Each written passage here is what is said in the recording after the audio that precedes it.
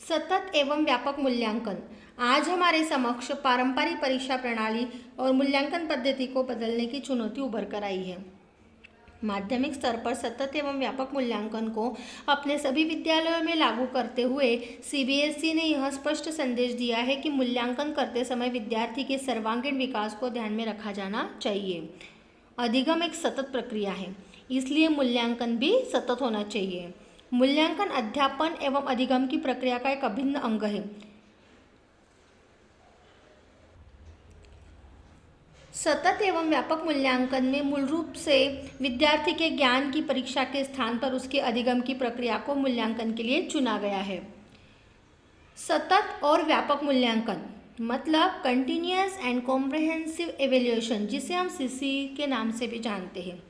CCE का अर्थ छात्रों के विद्यालय आधारित मूल्यांकन की प्रणाली से है, जिसमें छात्रों के विकास के सभी पक्ष शामिल हैं। यह एक बच्चे की विकास प्रक्रिया है जिसमें दोहरे उद्देश्यों पर बल दिया जाता है।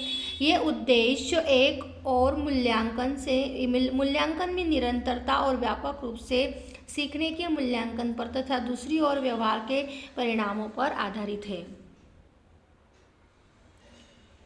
यहाँ निरंतरता का अर्थ इस पर बल देना है कि छात्रों की वृद्धि और विकास के अभिज्ञात पक्षों का मूल्यांकन एक बार के कार्यक्रम के बजाय एक निरंतर प्रक्रिया है, जिसे संपूर्ण अध्यापन अधिगम प्रक्रिया में निर्मित किया गया है और यह शैक्षिक सत्रों की पूरी अवधि में फैली हुई है। इसका अर्थ है मूल्यांकन की नियमितता, अधिगम अंतरालों का निदान, सुधारात्मक उपायों का उपयोग, स्वयं मूल्यांकन के लिए अध्यापकों और छात्रों के साक्ष्य का फीडबैक अर्थात प्रतिपुष्टि।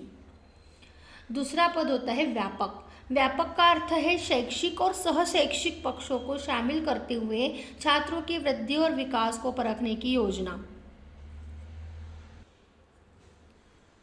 चूँकि क्षमताएं, मनोवृत्तियां और सोच अपने आप को लिखित शब्दों के अलावा अन्य रूपों में प्रकट करती है, इसलिए यह पद अनेक साधनों और तकनीकों के अनुप्रयोग को संदर्भित करता है, जैसे परीक्षणकारी और गैर परीक्षणकारी दोनों के लिए। और यह सीखने के क्षेत्रों में छात्र के विकास के मूल्यांकन पर लक्षित है, जैसे ज्ञान, समझ, व्याख्या, अनुप्रयोग, विश्लेषण, मूल्यांकन एवं सृजनात्मकता।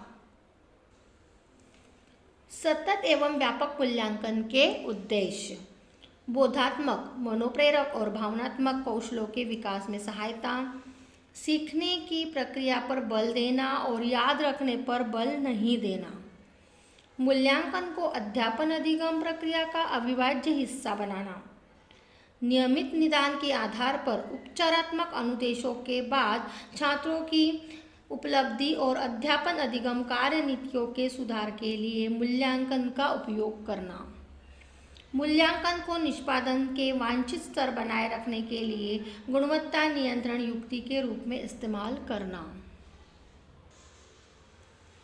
सामाजिक उपयोगिता, वांछनीयता या एक कार्यक्रम की प्रभावशीलता का निर्धारण करना और छात्र सीखने की प्रक्रिया तथा सीखने के परिवेश के बारे में उपयुक्त निर्णय लेना। अध्यापन और अधिगम प्रक्रिया को छात्र केंद्रित क्रियाकलाप बनाना। सतत और व्यापक मूल्यांकन की विशेषताएं। सतत और व्यापक मूल्यांकन के सतत पहलू के अंतर्गत मूल्यांकन के सतत और आवधिक पहलू का ध्यान रखा जाता है।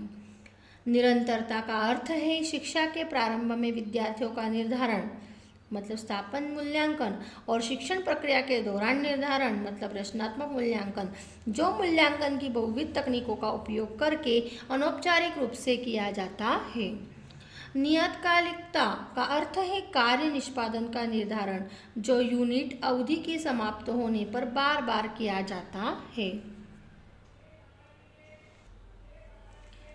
सतत और व्यापक मूल्यांकन का व्यापक संघटक बच्चों के व्यक्तित्व के पूर्ण विकास के निर्धारण का ध्यान रखता है। इसमें विद्यार्थियों के विकास के शैक्षिक और इसके अलावा सहशैक्षिक पहलुओं का निर्धारण शामिल है। शैक्षिक पहलुओं में पाठ्यक्रम के क्षेत्र होते हैं, जबकि सहशैक्षिक पहलुओं में जीवन कौशल, सहपाठ्यचर्या, अभिवृत्तियाँ और मूल्य शामिल होते हैं। शैक्षिक क्षेत्रों में निर्धारण, निरंतर और नियतकालिक रूप से मूल्यांकन की बहुविध तकनीकों का इस्तेमाल करके अनौपचारिक और औपचारिक रूप से किया जाता है। नैदानिक मूल्यांकन यूनिट परीक्षा के समाप्त होने पर किया जाता है। कुछ यूनिटों में घटिया कार्य निष्पादन के कारणों का पता नैदानिक परीक्षणों का उपयोग करके हुए लगाया जाता है। इसके बाद उपयुक्त रूप से हस्तक्षेप किया जाता है और कार्यवाही की जाती है और तत्पश्चात पुनः परीक्षण किए जाते हैं। सहशैक्षिक क्षेत्रों में निर्धारित मानदंडों के आधार पर बहुविध तकनीकों का इस्तेमाल करते हुए किया जाता है। जब जीवन कौशलों का निर्धारण के सूचकों और जांच सूचियों के आधार पर किया जाता है। यह देखा गया है कि आमतौर पर किसी विषय के तथ्यों, उसकी संकल्पनाओं, उसके सिद्धांतों आदि के ज्ञान और उनकी समझ जैसे शैक्षिक क्षेत्रों का मूल्यांकन किया जाता है। सहशैक्षिक तत्वों को या तो मूल्यांकन की प्रक्रिया से बिल्कुल बाहर रखा जाता है अथवा उनकी ओर पर्याप्त ध्यान नहीं दिया जाता है। मूल्यांकन को व्यापक बनाने के लिए शैक्षिक और सहशैक्षिक दोनों क्षेत्रों को महत्व दिया जाना चाहिए। समृद्धि के सहशैक्षिक पहलुओं के मूल्यांकन के सतत और प्रबंधकीय तरीकों को व्यापक मूल्यांकन स्कीम में अवश्य शामिल किया जाना चाहिए। राष्ट्रीय शिक्षा नीति संबंधी दस्तावेज 1986, जिसका 1992 में संशोधन किया गया है, में इस बात का उल्लेख किया गया है कि मूल्यांकन योजना में शिक्षा के विषयों और सहशिक्षा के सभी शिक्षण संबंधी अनुभवों को शामिल किया जाना चाहिए। व्यापक मूल्यांकन के लिए अनेक प्रकार की तकनीकों और साधनों का उपयोग करना जरूरी होता है। इसका कारण यह है कि शिक्षार्थी की समृद्धि के विभिन्न विशिष्ट क्षेत्रों का मूल्यांकन कतिपय विशेष तकनीकों के जरिए किया जा सकता है। सतत और व्यापक मूल्यांकन के कार्य एवं महत्व। अध्यापन शिक्षा प्राप्ति प्रक्रिया में मूल्यांकन से शैक्षिक और सहशैक्षिक पहलुओं का ध्यान रखने की अपेक्षा की जाती है। यदि कोई किसी क्षेत्र में कमज़ोर है तो नैदानिक मूल्यांकन किया जाना चाहिए और उपचारिक उपाय अपनाए जाने चाहिए। सतत और व्यापक मूल्यांकन के कार्य एवं महत्व निम्न है। यह अध्यापक को प्रभावकारी कार्यनीतियों आयोजित करने में सहायता देता है।